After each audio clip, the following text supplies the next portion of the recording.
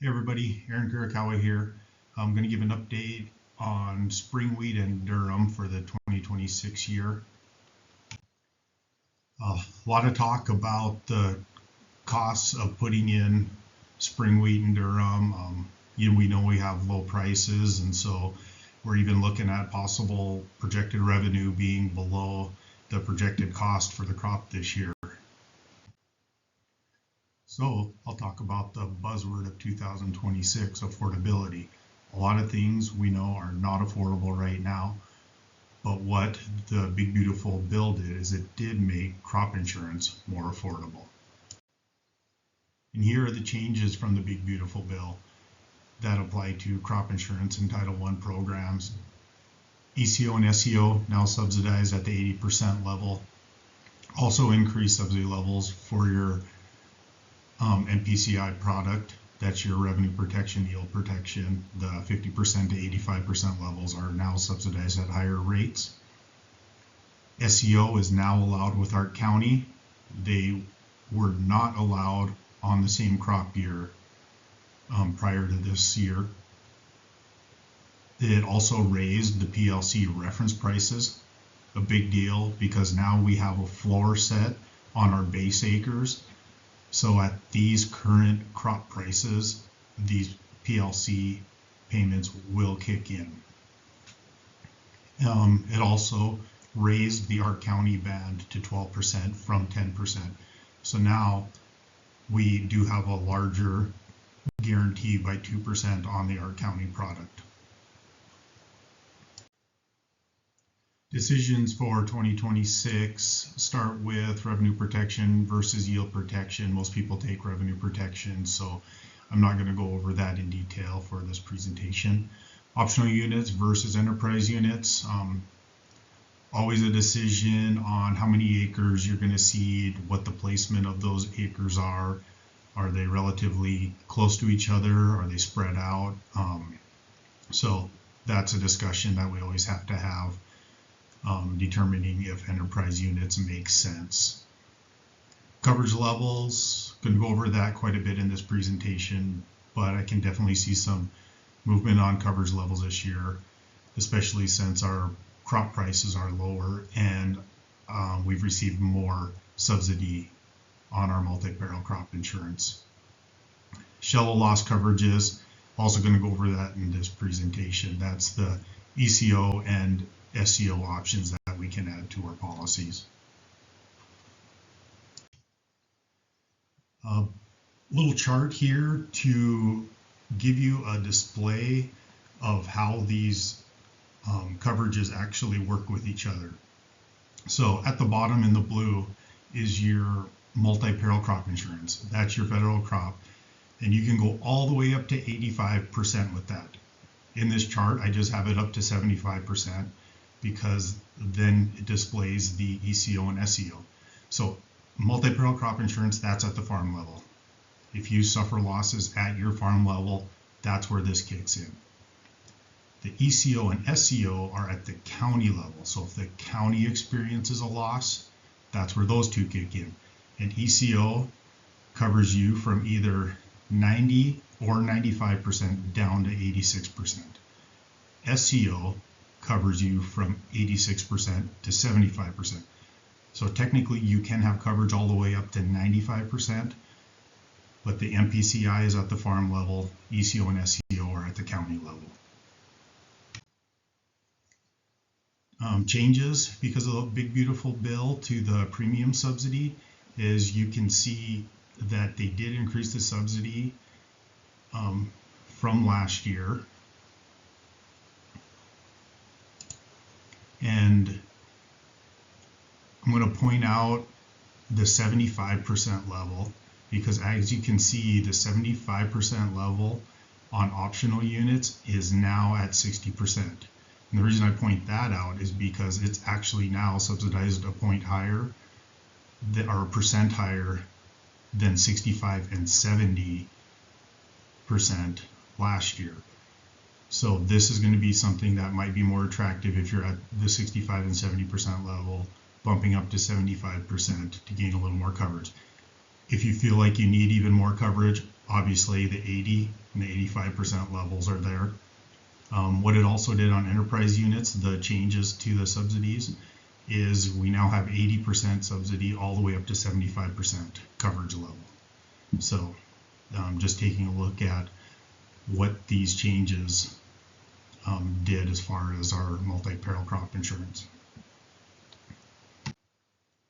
Taking a look at a revenue protection example here, I did a generic example in Roosevelt County, continuous crop, used an approved yield of 30 bushel. The price as of February 19th was calculating at $6.14. Used a coverage level of 75%. That gives you an acre coverage of $138.15. These numbers are not final as far as the price goes, so the coverage is going to change a little bit, but this is just to give you an idea of what coverage would look like at this level. Then again, we're going to talk about the ECO and the SCO. The subsidy rate did bump up from 65% to 80% this year. So that's going to make things much more affordable if you feel like you need more coverage. All right, taking a look at that example again, I added in SCO and ECO to this example. We were at the 75% level, so you could see that acre coverage was $138.15. Adding in SCO and ECO, that gets us up to close to $175 worth of coverage. Total premium of that would be $14.68. And you can now see what the premium is for SCO and ECO and how they have dropped considerably compared to previous years. SCO, you now pay $1.57 for $20 worth of coverage. ECO, $1.86 for $16.58. So this is much more affordable now than it was in previous years. And then we can also look down at the enterprise units, and since it's at enterprise units, you get the savings on your multi-peril coverage level, and that total premium is $7.74. All right, don't want to beat a dead horse, but I wanted to go over ECO and SCO in a little more detail. They are shallow loss area coverages. Claims are triggered when there is widespread perils such as drought and or price decline. Another thing I want to mention is that if it's a crop in your county that typically does not have many acres seeded to it, ECO and SCO can include more than one county in the calculation. So say soybeans in Roosevelt County, since we don't have a lot of data and there typically is not a lot of acres grown for soybeans in Roosevelt County, they will include other counties in the calculation. Next, they're much more affordable. I talked about this before, 80% subsidy level now. Indemnities can trigger more frequently, but there's no guarantee. They are higher coverage levels, so that's why they can trigger. But if prices go up and or yields go up, these are products that may not trigger in those cases. SCO with ARC is now allowed. And then one thing about these products that is a slight negative is that the claims take much longer to settle. They aren't able to calculate the final yields until the following spring. So we do have to wait till the following spring to get the determination on ECO and SCO and if they are going to pay indemnities. Going to go over where we stand with expected revenues when it comes to ECO and SCO. This example is for spring wheat Durum expected revenues will be higher just because the price is higher for durum than spring wheat. But as you can see, the expected revenue calculation is expected yield times projected price. Right now, expected yields, and this is for the 2026 year, the expected yields are here as displayed. Dawson and Macomb County, they have maintained these expected yields over the last few years without much change at all.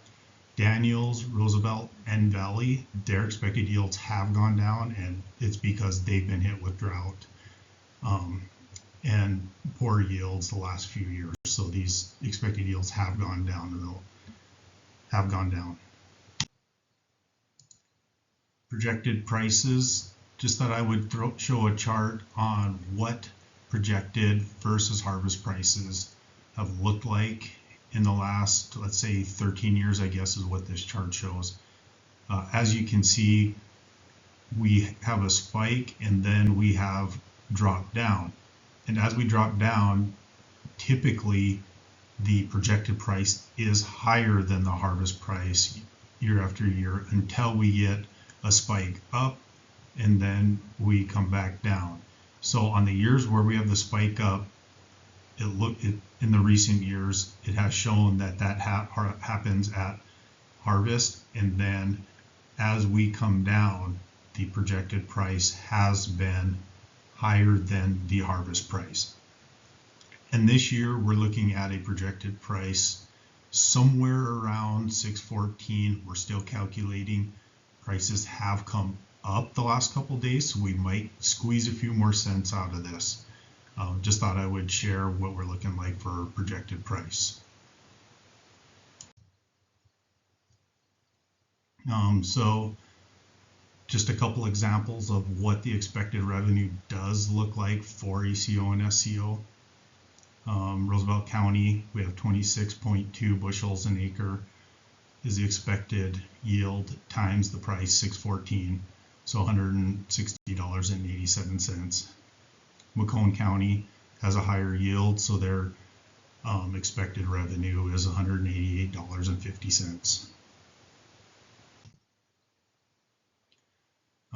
Going to shift gears now. That's all I'm going to say about ECO and SCO at this point. If you have any questions, please call and we can discuss these area coverages further if you have never taken them and are interested in adding them to your policy. Also wanted to talk about private products. The insurance companies have started coming out with private products that can either add to your revenue guarantee or add to the projected price. And this is a list of these private products.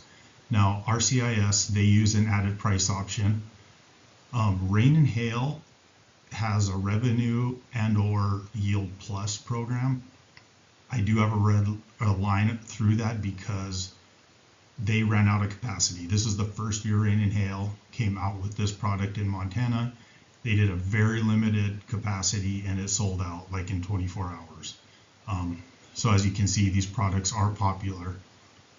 But if you're with Rain and Hail and it's something you want to look at next year, please get a hold of me because they start issuing it in the fall. So a lot of winter wheat acres take up this revenue plus product. NAU uses a base price modifier and Agrisampo uses a band. So if your AIP or insurance company is RCIS, you can go with this. If it's with NAU, you can go with the base price modifier. Or if you're with Agrisampo, you can go with band. And basically it adds more coverage or it adds to the projected price. And so if you trigger a claim on your farm level multi-peril policy, you would actually get paid more because you have a higher price or higher revenue guarantee. And these are private products, so they're not subsidized by a government. A few takeaways here that I wanted to go over from this presentation.